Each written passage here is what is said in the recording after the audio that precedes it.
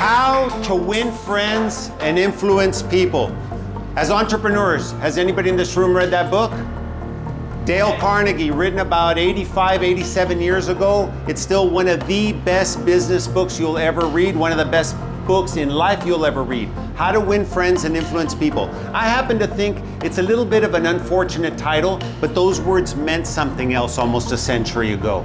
But How to Win Friends and Influence People can be used not only in business, but in personal life. This past Saturday, I'm out with my wife and a couple of friends, go to a restaurant on Jones Street near the museum. I'm parked on a bridge that turns out all the other cars had tickets on them. I'm like, I better move my car. Turns out, load-bearing bridge. Gotta move, nobody can park on that side.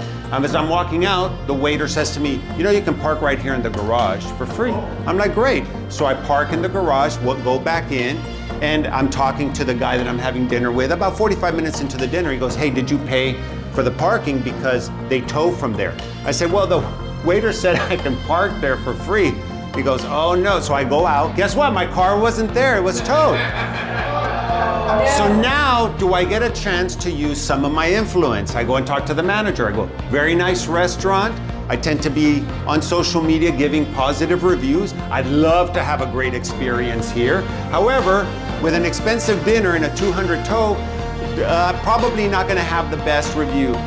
Would you mind, since you guys, I found out later on, validate the cars that are in the garage, and you have a relationship with a towing company, would you mind calling them and see if you couldn't get my car released at no charge? She said, absolutely, let me try that. Calls them up, texts them, 30 minutes later, she gets a text back, she forwards it to me, they're gonna release my car at no charge. And if you've ever had your car towed, it's about $178 plus fees, ends up being about 250 bucks. So anyway, there are three excellent ways of influencing people. One is the written word. So think about those people who are very convincing in their emails and their social media posts and that kind of stuff. That's not generally me. There's the spoken word.